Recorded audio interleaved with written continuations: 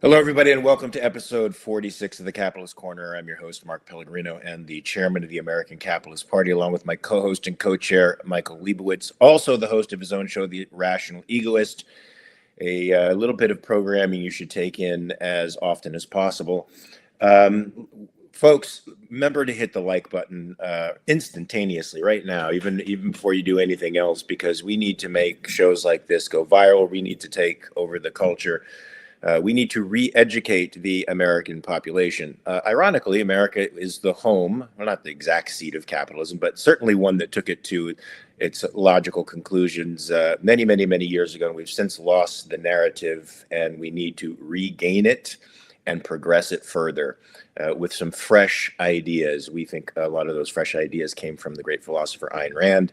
One of the most maligned figures in history, but certainly, I think, a second founding father. She gave real moral teeth to the idea of individualism, something that was more implied by our founding fathers than consciously and consciously understood. Michael, do you have any good stuff coming up on the Rational Egoist before we get into our own stuff? I've got a lot of good stuff coming up. Tomorrow should be released the interview I did with Touré that I mentioned yesterday. I thought it'd be out today, but it'll be out tomorrow. I've got another interview coming up with a psychologist concerning what it means to be authentic and the importance of authenticity. I also interviewed an expert on psychopathy. That'll be coming out. So yeah, I've got a lot of good stuff that's will be released within the next week or so. And I just want to give a shout out to our regular viewers, Kat, Nicole, Katrin, Greg, and Robert. Thank you for joining us today. You always bring so much color to the commentary and so much intelligence. Love having you guys out there. Love the support. Please, if you can, spread this show to your followers so that we could start to take over the culture a little bit. So there's trouble in paradise, Michael. Did you know that? I don't know that it's paradise, but yeah, there's some trouble.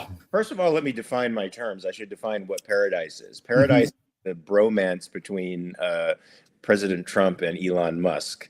There was a hard love going on between the two of them. And I might have wondered aloud how long that would last, because Trump seems to go through relationships pretty quickly. Once somebody gets an independent mind or proves that they aren't necessarily on his page, he not only loses interest quickly, he becomes insulting and acts as if the person provided no value to him in his life at any point.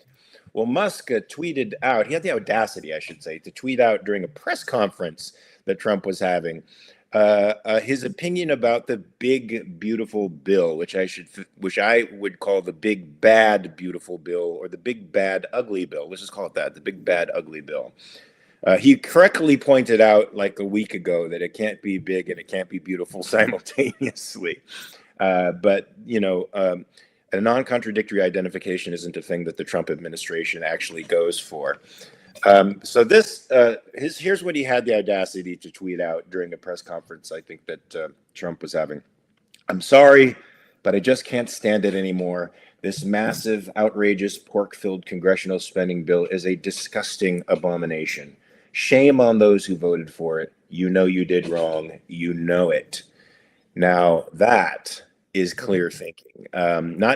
What do you say to that, first of all? Because Trump had his own choice words, I think.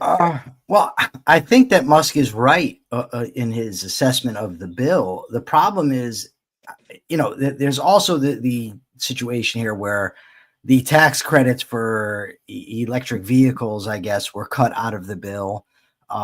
There were things not included about, with other goodies that were going to go to Musk. So how do we know that he's really upset that it's not cutting the deficit, and he's really just upset because he's not getting the goodies that he wants? I don't ultimately know. I know that I've seen him be very dishonest in his presentations on X. So I don't put much stock in the propriety of Elon's intentions. But nonetheless, I think that his critique is spot on. I just don't think it's a principled one. Well, the article we're going to talk about next, the Axios article, certainly mentions a number of ways in which he seemed to benefit personally from his political connections and will not be benefiting from those. as a potential motivation.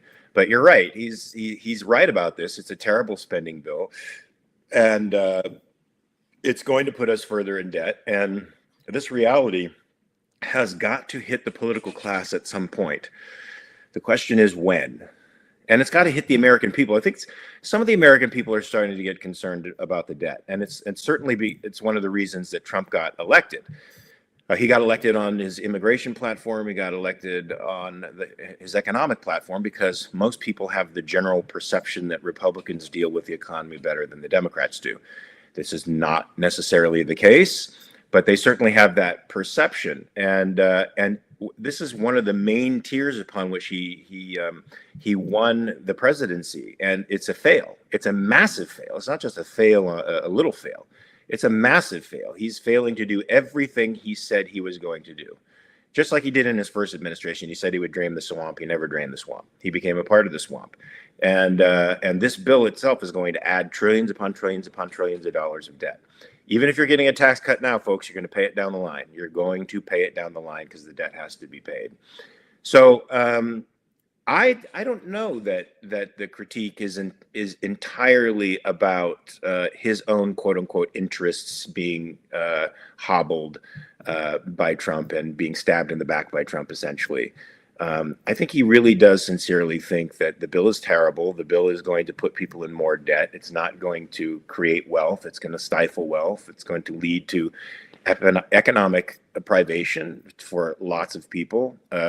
Whether that happens in the next 3 or 4 or 5 years is anybody's guess, but he understands that it's a bad bill. But let's deal with this Axios article because it actually bothered me, to be honest with you. Okay, I want to tell you one thing first. There's two things first.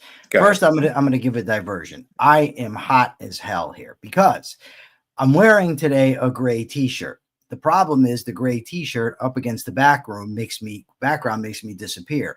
So I grabbed the nearest shirt, which is a very hot black long sleeve shirt. Unfortunately, I'm not wearing an undershirt underneath, and given that nobody wants to see that, I'm stuck for the hour sweating my balls off.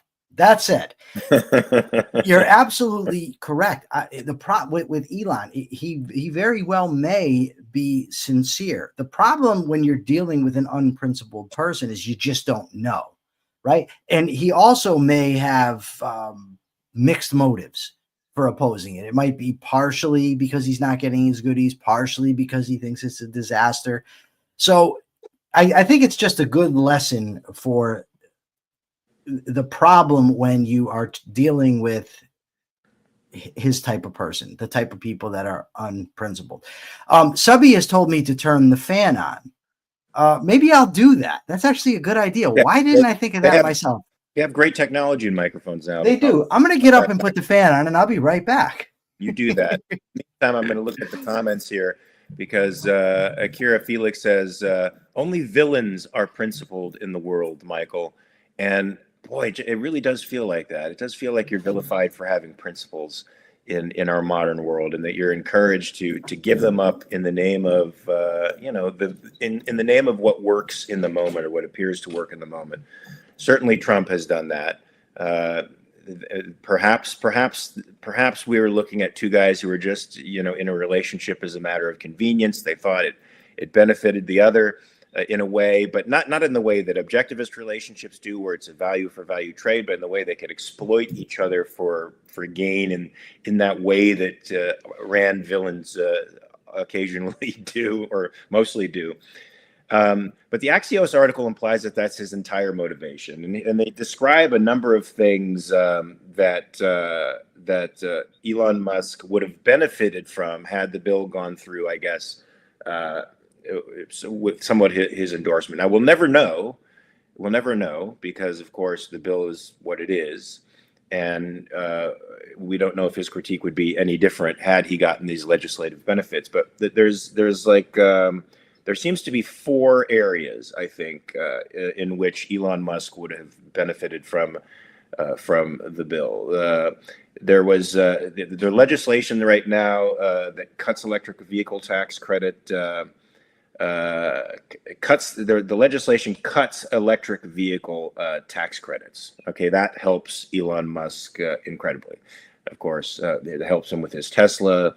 And he spent several $100,000 lobbying on behalf of the tax credit and other company matters. So that's a clear conflict of interest that that's a little difficult for us to get beyond.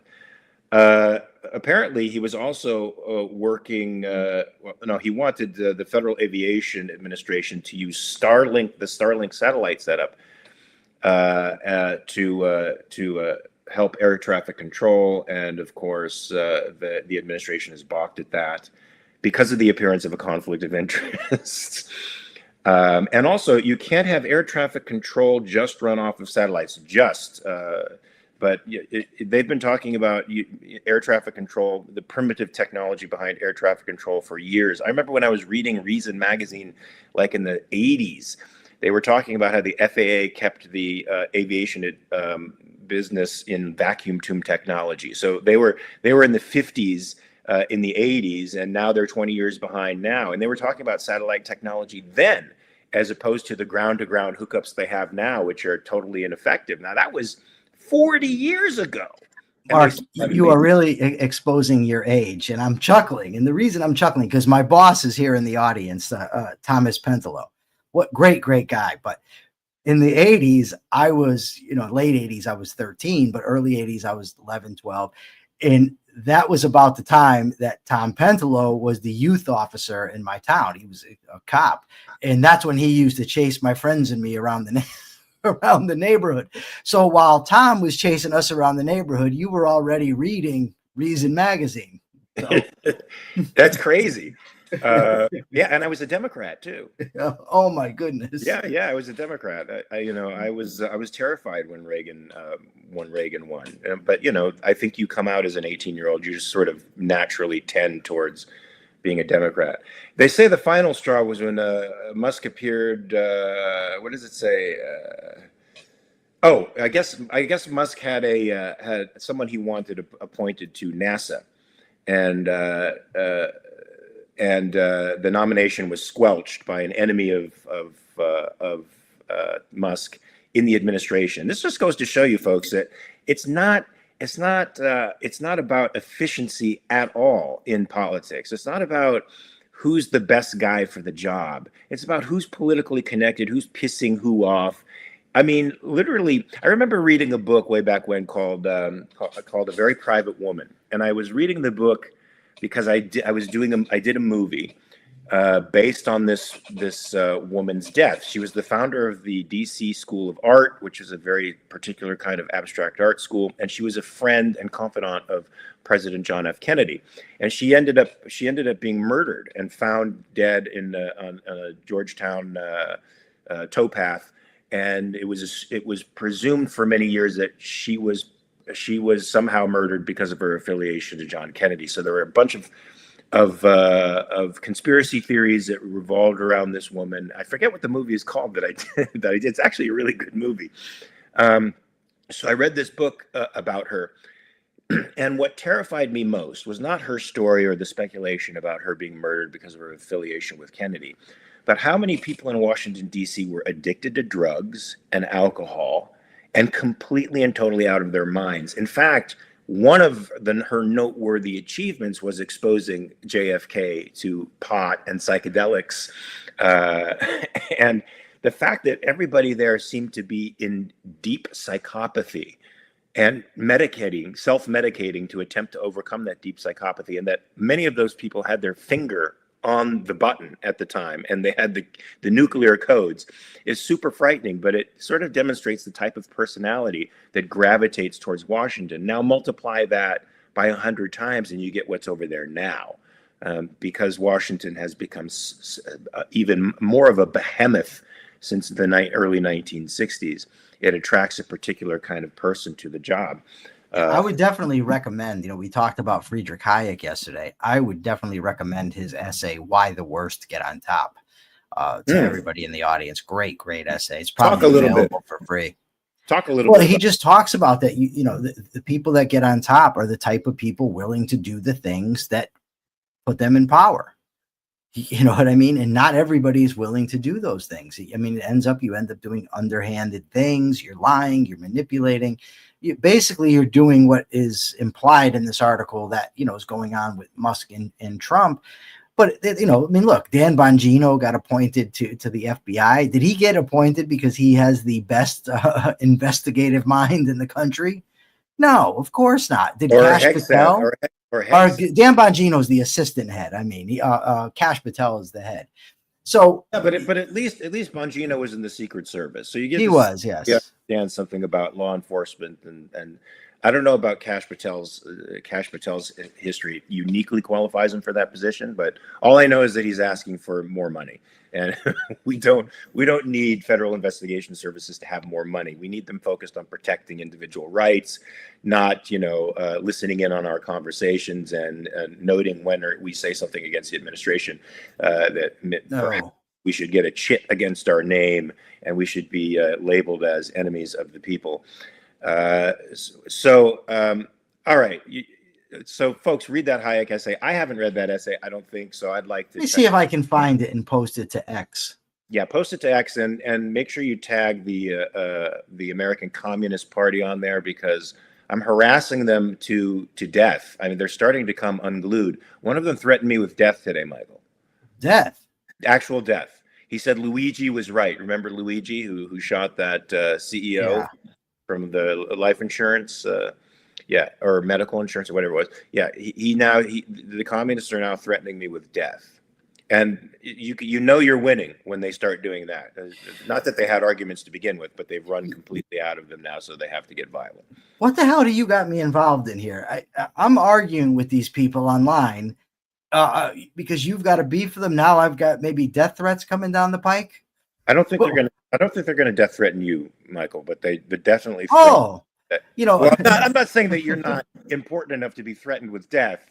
I didn't even think that's what you were saying. It's getting worse. Stop. When you gotta stop digging. This reminds me of my buddy Brent. When we wrote our book, Down the Rabbit Hole: How the Culture of Corrections Encourages Crime, we knew the inmates were going to be pissed, right? Right. And I was worried. Brent is fearless. I'm not. Right. So I'm like, damn, these dudes might beat us up. And Brent says to me, dead seriously now, he looks at me, he says, Michael, listen, the chances of dying from getting stabbed are very slim. I said, what the hell kind of pep talk is that? Hey, that guy's got balls the size of Wisconsin, I got to say. Yeah. So I just want to answer Tom Pentlow here. He says, so you can't get on top with hard work. You have to be corrupt. No, you can get ahead with hard work. Just in politics, those that are corrupt, those who are willing to be dishonest are the ones who tend to get on top. Yeah. Right. Akira Felix says, don't worry, Michael. Mark says you're safe. Yes, Akira. Right. I feel much better now. Yeah, thanks, Akira, for that. And I have to say, I'm not fearless like Brett, but I do have a lot of courage, and that's what I think we need in times like this. Ashley Shrugged says that's the NSA. Yes, the NSA is listening into all of our conversations. They can collect that bulk data and use it against us, and I'm sure Cash can get a warrantless can search that data without a warrant and pin us with something if he so chooses. This is the world that we are starting to live in. Although I actually do patch the FBI and Cash Patel to several of the American Communist Party tweets, because I think they should be on the FBI's radar. They are a criminal organization after all. They did murder people. They have a history. You want to talk about that for a minute? You want to talk about your buddy Liger? Yeah, sure. Go ahead. I mean, first, okay. So Tom Pentlow, my buddy, the former cop, still has a lot of connections. He says he's running the next term for office. Hope he wins. Great guy. But he says, tell you he can help with the threats. Listen, I can tell you this. This dude, from what I understand, handled my old man in a little grapple one time, and my old man was no joke. So I'm going to say Tom's pretty tough, and he's also an expert with a firearm. So you might want to take him up on that, Mark. But I definitely will. So back to Liger. You said to him that he evidently had never read Austrian economics, and he thought he was going to get you.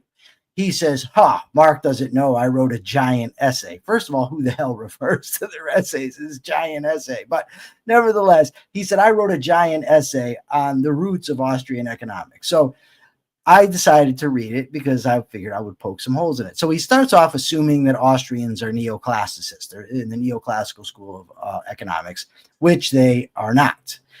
He also talks about how Ludwig von Mises, as long as Alfred Marshall's supply and demand curves work out, Mises is happy. The problem is Mises was adamantly opposed to cost curves, to graphs, to diagrams, all that. Right? He talks about how Mises, the Austrians, they argue from, or Mises rather argues from a point of equilibrium. Wrong again, dude. The Austrians go out of their way to point out that equilibrium can never be reached. He then says that the neoclassical school, and by that he's referring to the marginal revolution. He says that the marginal revolution, that's what he's talking about. He says it was a response to Marx. They knew that they were cooked, that capitalism was cooked by Marx's labor theory of value. So they then did this. The problem is in 1871, at the time of the marginal revolution, when three separate economists came up with the idea of marginal utility at the same time, William Stanley Jevons, Leon Walras, and Karl Menger, it's likely none of them heard of Marx. Marx wasn't even a popular economist at that time. So Liger's claims are just silly. And then to top it all off, he calls Milton Friedman a disciple of Alfred Marshall. Again, he's wrong. And he says that the Mises Institute is a neoclassical think tank. Again, he's wrong. The Mises Institute is largely anarchists who operate in the vein of the Austrian School of Economics. So this dude, in trying to show you just how much he knows, utterly embarrassed himself. He said that Mises's claim against socialism, I mean, it was ridiculous, but to demonstrate... that's the only part that I read. I think Zark might have pulled that out. Yeah. And then to prove his point, to prove he was right, he says, look, Walmart can do it. Yeah, they do it in a free market, dude. That was the whole point. So the guy just doesn't understand anything he was talking about. I went, I posted, and haven't gotten any responses from him, which is fine. Yeah, he responded to me, and I said that you had already thoroughly kicked his ass, and I don't really need to respond to anything anymore. Do I have to? Please, Egby, don't do that to me. Yeah, but what's funny is the calculation problem isn't just about one business. It's about the inability to calculate the allocation of resources of millions upon millions upon millions upon millions of people.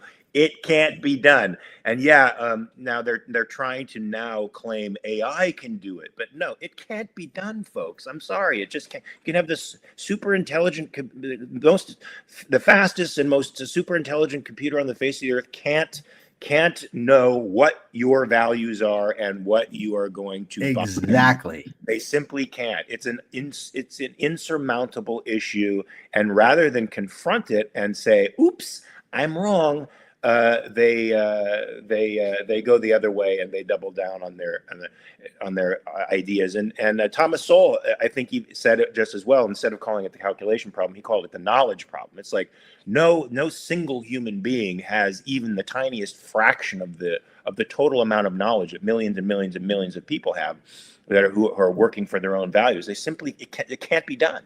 So I'm sorry, socialists, even with your supercomputer, you ain't going to be able to solve the calculation problem. Mises saw that way back when, my friends, and you should start seeing that now. The sooner you adapt to that truth, the better for you. You'll be happier, we'll be happier, because you won't be trying to force your will on us, and the world will be happier and richer. So that's nice. Richer. Yeah, it's nice when poor people are rich in comparison to the rest of the world, as they are in the United States of America, despite all the obstacles to wealth creation.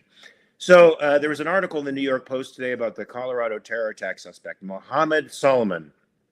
They are, it looks like the Homeland Security has detained his wife and 5 children and they are planning on deporting them. Now, Kristi Noem said that if they are complicit in the crimes, if they abetted the crimes in any way, if they had any knowledge of the crimes in any way, that they would be charged and deported. But I think that the deportation is just sort of it seems also automatic. No, I that's what I thought initially, but I think actually they're going to deport them, and she's saying regardless, but she's saying if it's proven they had knowledge, then they'll be charged. Yes, but they're being deported just because they're related to the guy. By the way, if people are wondering why most pictures of Solomon show him shirtless, it's because literally at the beginning of his attack, he had the biggest self-own in history. I think I'm going to see it on a Steve Inman video. For anybody who doesn't follow Steve Inman on X, you should. He does color commentary of self-owns, and usually criminals getting what they deserve. It's the best color commentary out there, and it's funny. Some of the videos are truly insane, but his color commentary makes them humorous. When he went to throw his Molotov cocktail at the group of elderly people supporting the return of the hostages, it leaked all over him as he was throwing the lit cocktail, and he had a makeshift flamethrower on his back. So he literally lit himself on fire and had to remove his shirt and vest in order to save himself. Unfortunately, he was quick thinking. Otherwise, we would be talking about a barbecued Solomon, which I think is preferable to a living Solomon. So what do you think about the idea of his family being deported along with him? I have to put my dog in a special place. I'll be listening to your answer. I don't like it. I don't like the idea of holding some people responsible for what others do, even if they're relatives.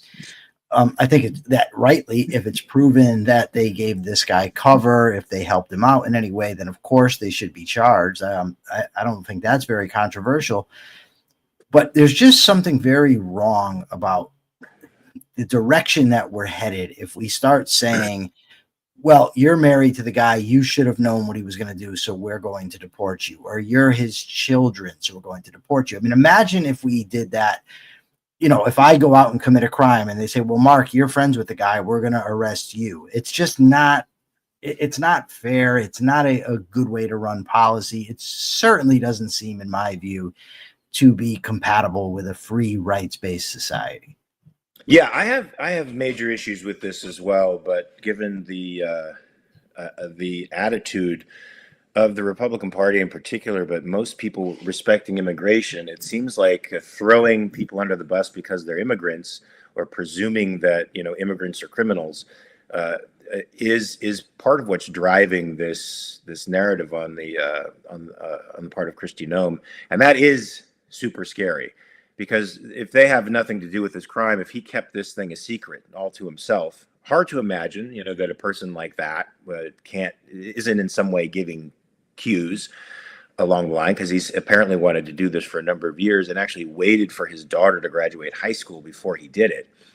So there was a great deal of conscious planning that goes along with this. So I think that the several charges, 16 charges of attempted first-degree murder. I mean, that stuff that should sit, and he's facing a total of something like 627 years in jail if these counts stick, which of course they will.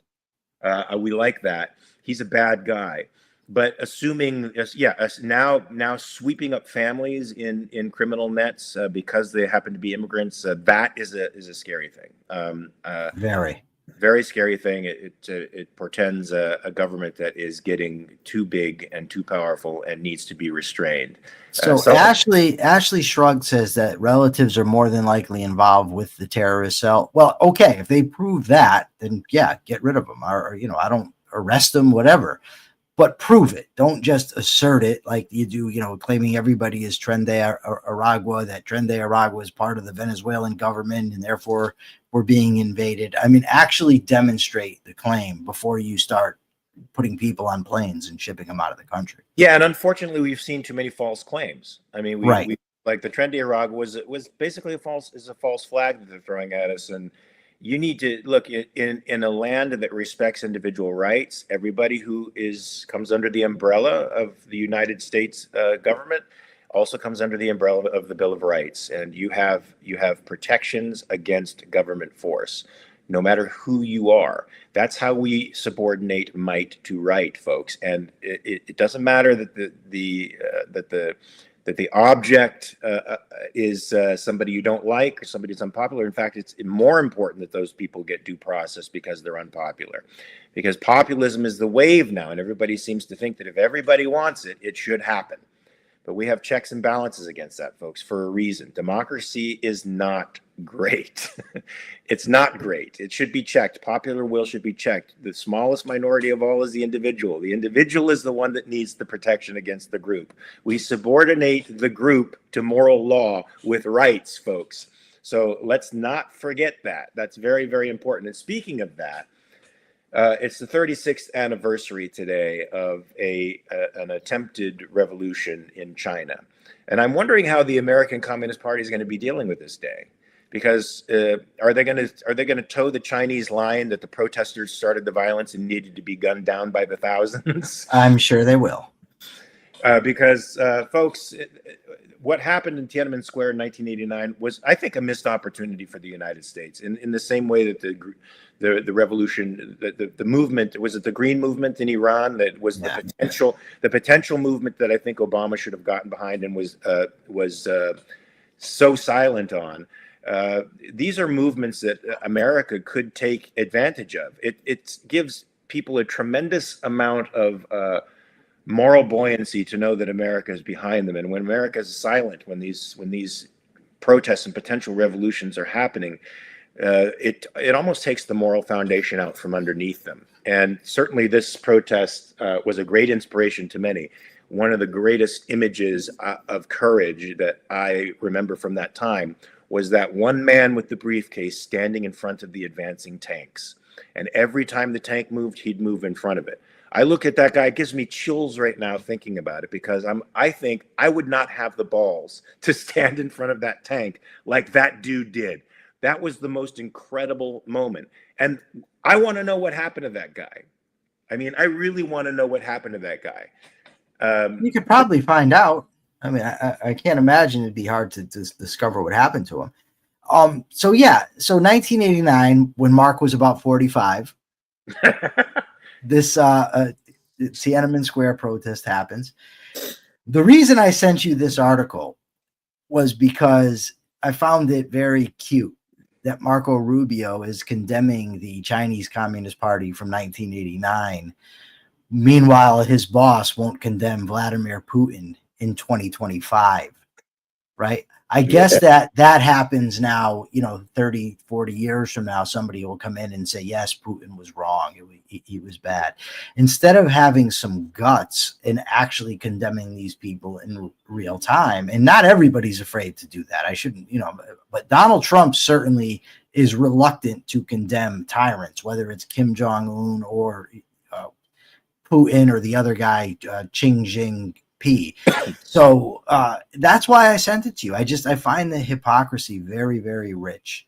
Yeah, and while he's also simultaneously pulling the visas of foreign students simply because they're foreign, I think I read in the Post somewhere that the Prime Minister of Canada's daughter, who is in Harvard, in her first year of Harvard, will get her visa pulled because she's a foreign student.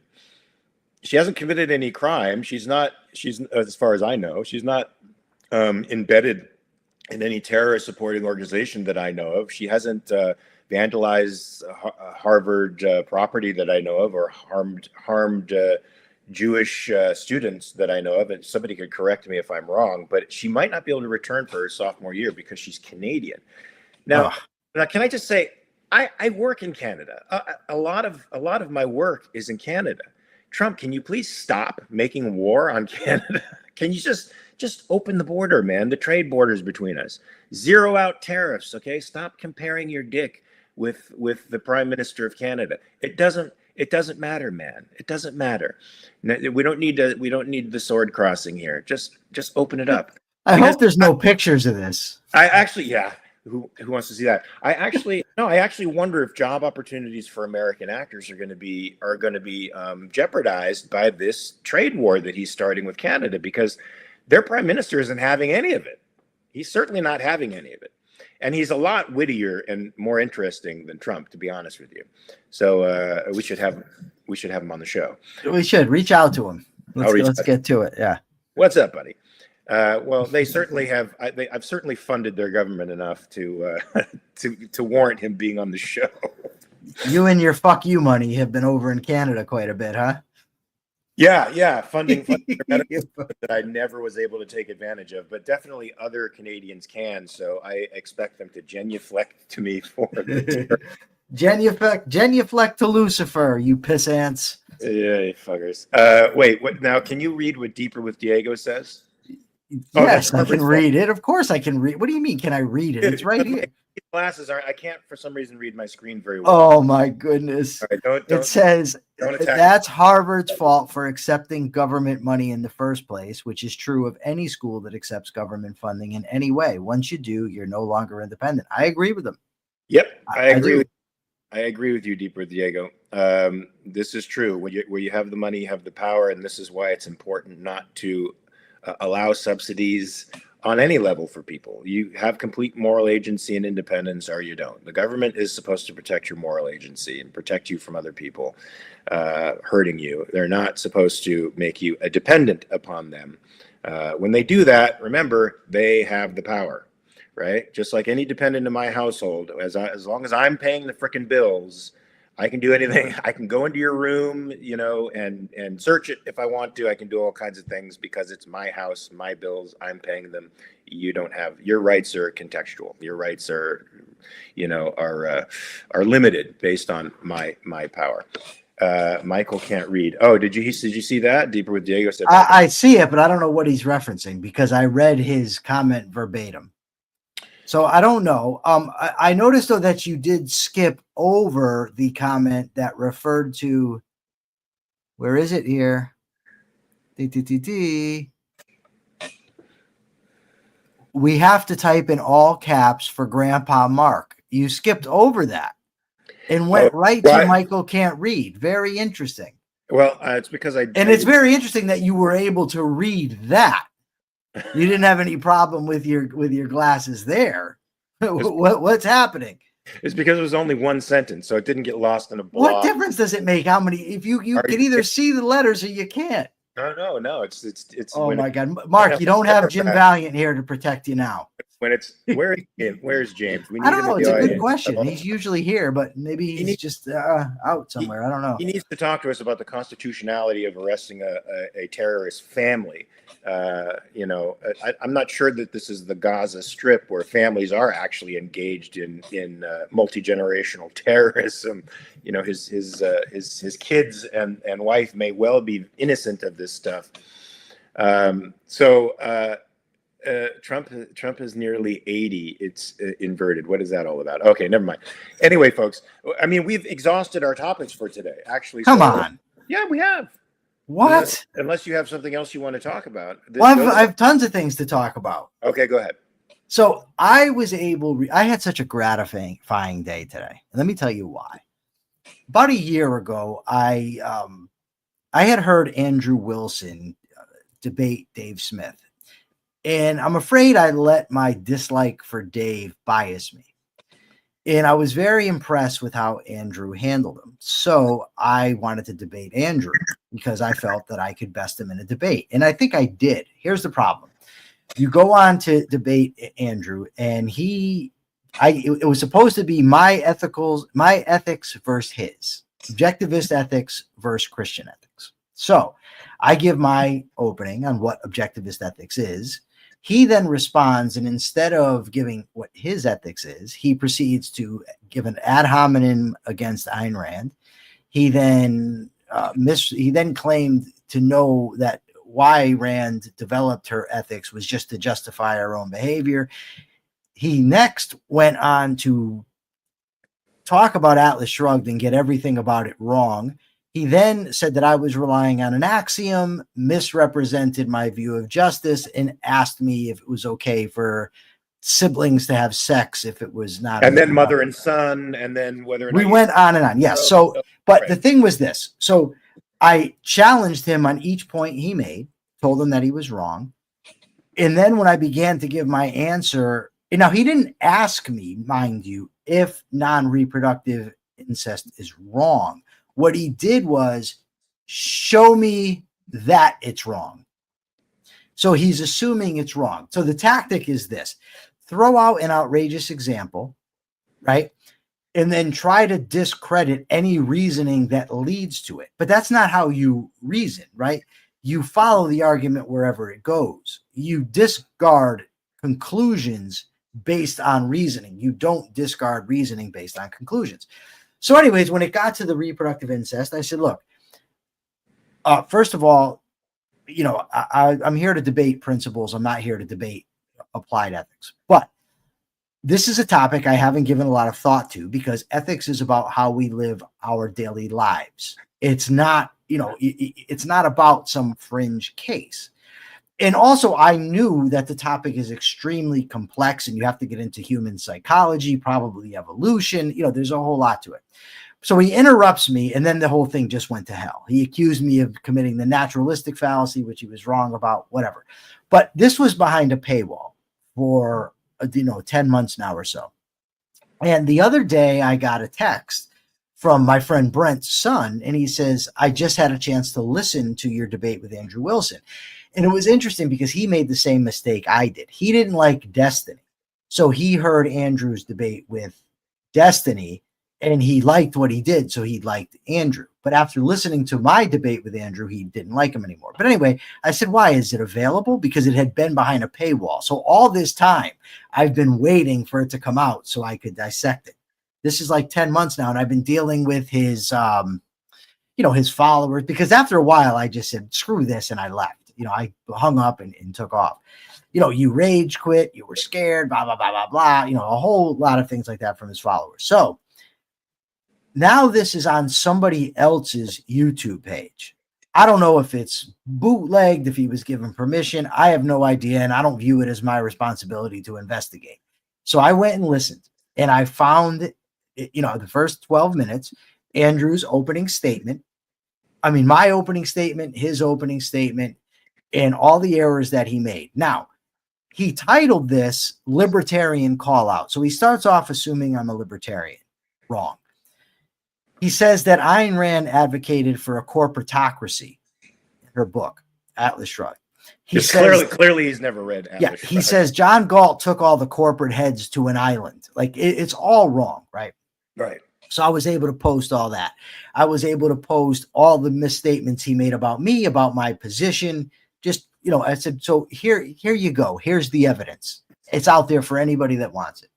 So this morning he comes in, and he again wants to start with the having sex with dead bodies. Now, my answer to the question, when somebody asked me, is necrophilia immoral? My answer to him was, look, I can't perceive of a situation where that is not going to cause psychological damage to the person engaging in it, because of or that it is the evidence of psychological damage already existing. It is. No, it absolutely is. But it is.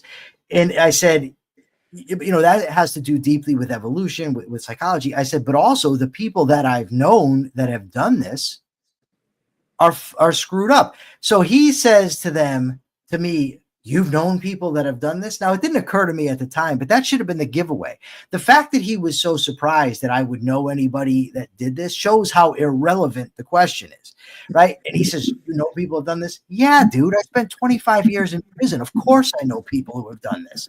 It'd be strange if I didn't, right? So when I said it causes harm to people because of human nature, he says that's a naturalistic fallacy. I said, no, it's not. The naturalistic fallacy is saying something's wrong or right because it's natural or unnatural. I'm not saying it's wrong because it's unnatural. I'm saying it's wrong because it's harmful. It's harmful because of nature.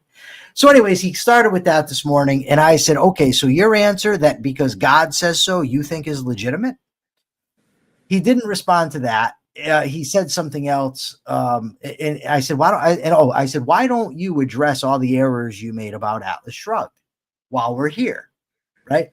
He responds and says, oh, you mean my satire? I said, first of all, you didn't present it as satire. Secondly, if you presented it as satire in a debate, you shouldn't be doing that anyway. He responds and says, okay, you got me. So objectivism's true. I said, no, it doesn't prove objectivism's true. It just proves that you don't understand it.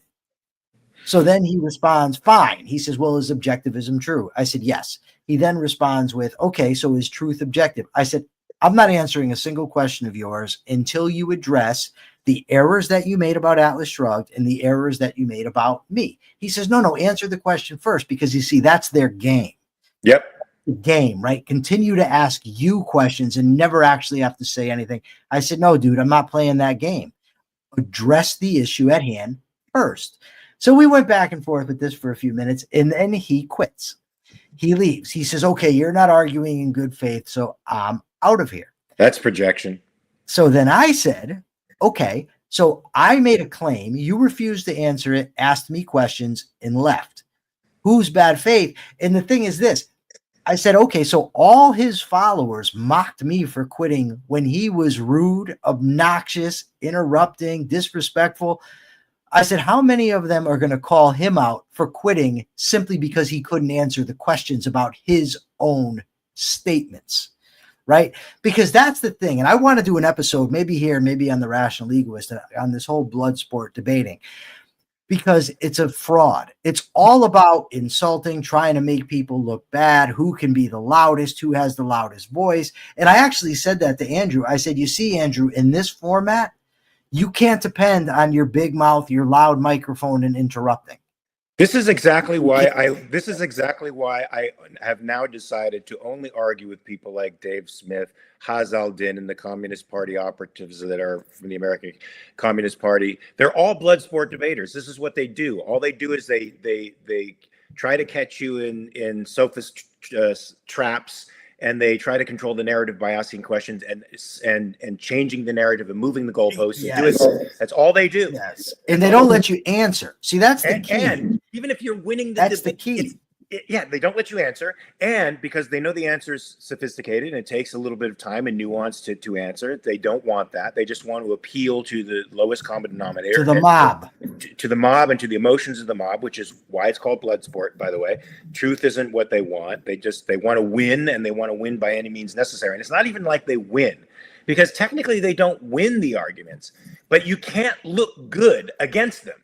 It's like going in the boxing ring with a super sloppy guy.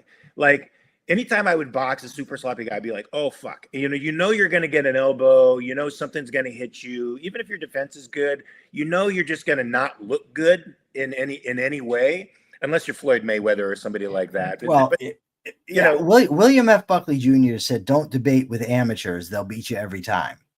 Now, here's the thing, though, right? Because, I did think of it in terms of what a waste of time. I just went and just engaged in this debate. But when you have access to the recording, you now can expose them. And I plan on doing the same with Jimmy Bobby, or whatever the hell his name is also.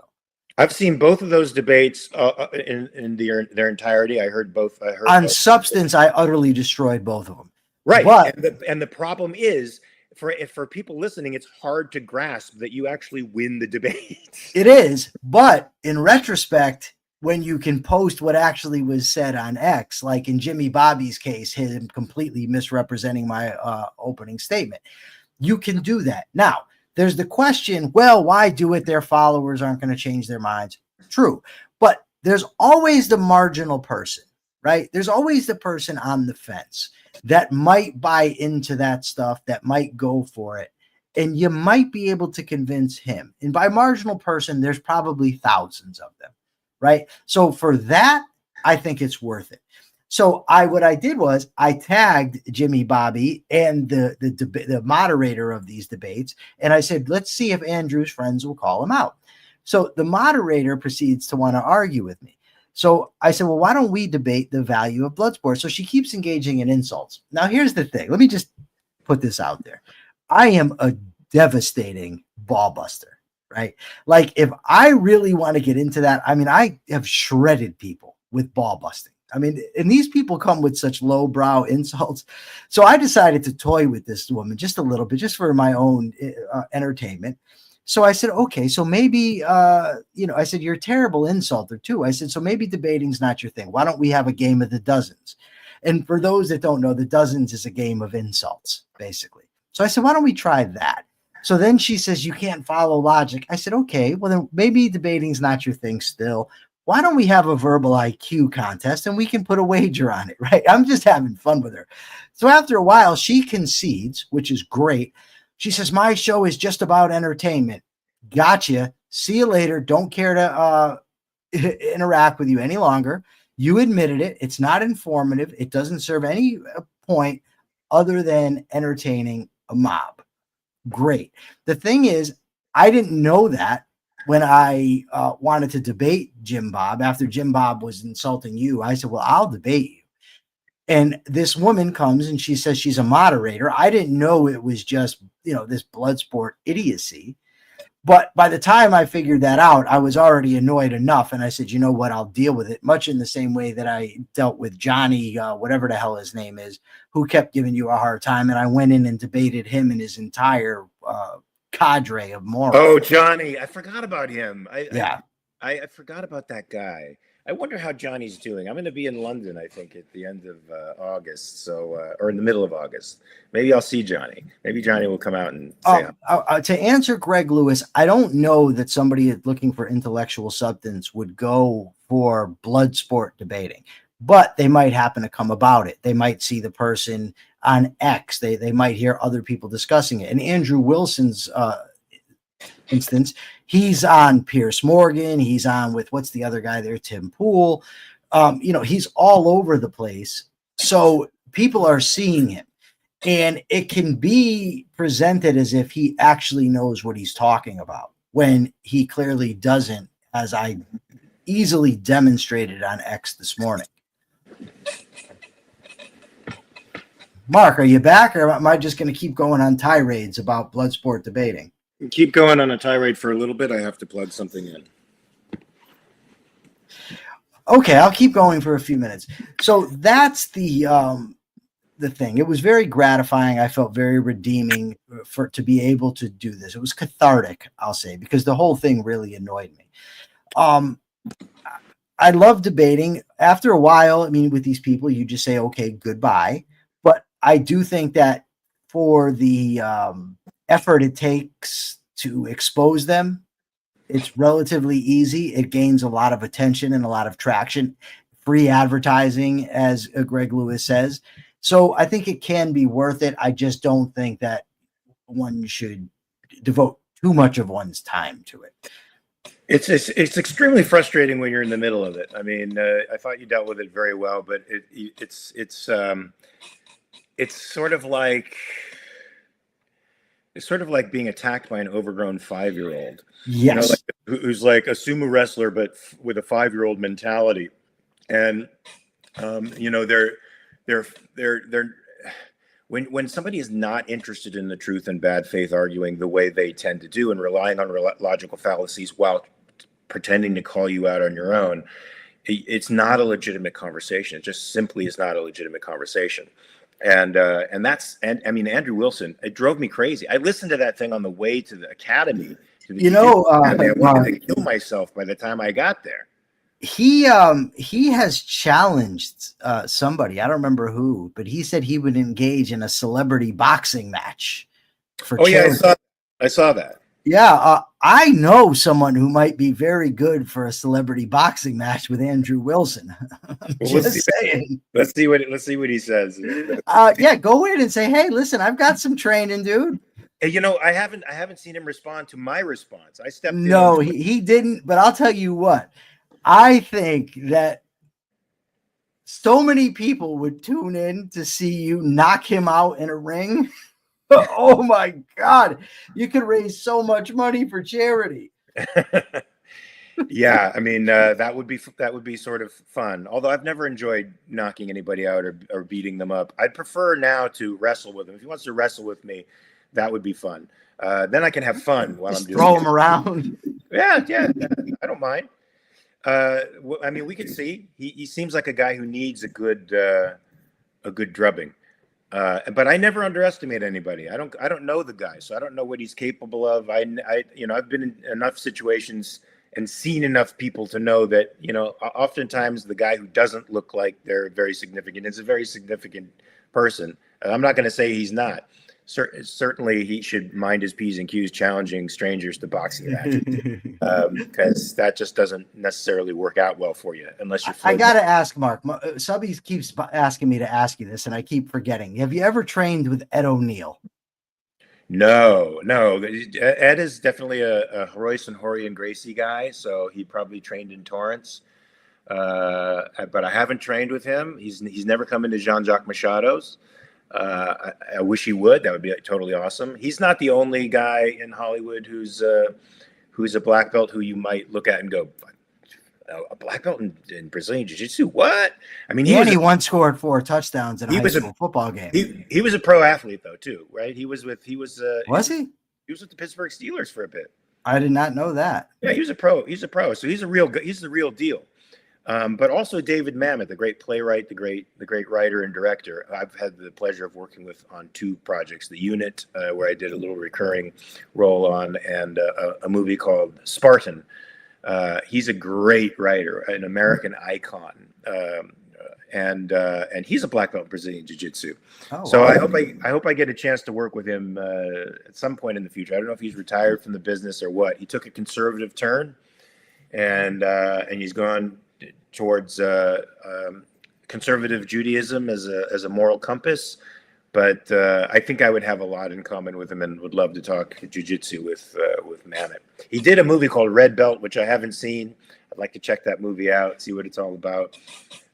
If you haven't read Writing in Restaurants or True and False or any of his plays, you should check them out because they're great. You'd be perfect for a couple of them. Sexual Perversity in Chicago, I think you'd be great for.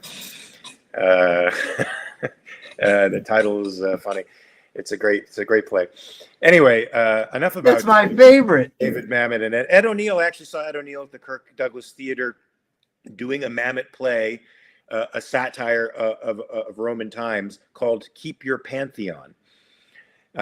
Great play. He was super funny. David Paymer was in it. David Paymer, I actually had the pleasure of acting with in one of my first movies.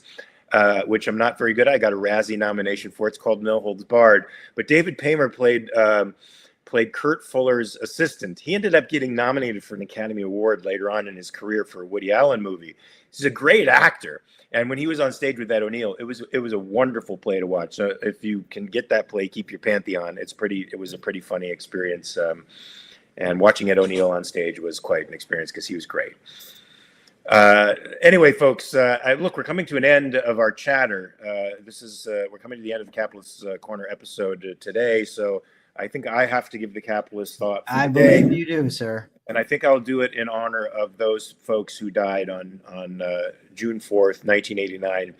People around the world, in China, who are struggling for freedom, I think should be recognized by the United States because the courage that it took to stand up against the People's Liberation Army, quote unquote, to stand in the face of men armed and tanks for liberty, it's the greatest thing that a human being can do. We have been fortunate enough to grow up in the United States of America. We were born from giants, intellectual giants, an entire generation of intellectual and moral giants in their own way. And they bequeathed to us a great inheritance that we have to keep alive, folks. And that inheritance is liberty and individual rights. It's a common parlance around the world, but not necessarily something that every country has, or any country has really fully adopted. I want to really fully adopt the values of individual liberty and individual rights. And the American Capitalist Party is the party that advocates for individual rights in a completely principled way. If you're done with the pragmatism of politics as you see it today, which basically caters to various interest groups in civil wars with each other over how much of your stuff they're going to take and reissue to their constituents, join the American Capitalist Party at americancapitalistparty.org. Watch these videos, join in on the conversation, become a part of the revolution, folks. We can be the next founding generation. We can do it. We are the sons and daughters of liberty here. So let's keep liberty alive, folks. That's my capitalist thought for the day. Awesome. I hope to see you guys tomorrow. Same bat time, same bat place, 9 a.m. Pacific, 12 p.m. Eastern. We will be here talking about the news from a capitalist perspective. Any commies want to join, you're welcome. We like beating you up. Liger, if you want to come on and make some commentary about what you don't know. We love when commies talk about stuff they don't know, which is generally everything they talk about. Yeah. I will debate Liger on this show. I have a reputation and a history of being very fair to the people whom I debate. So he would be treated very fairly. Welcome him on. Liger, come on the show, debate the vice chair of the American Capitalist Party. I'll be the moderator. I will be a fair moderator. I know you don't believe in a world that operates on those principles, but actually it does. And we do.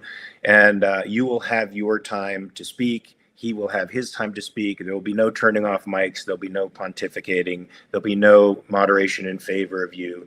Your buddies, your pals can come and make comments in the chat if they want to, but they will not be allowed to come into the argument between the two of you. It'll just be you and Michael, mano a mano. I love being a promoter of a promoter of sorts, of a little fisticuff, a little verbal fisticuff.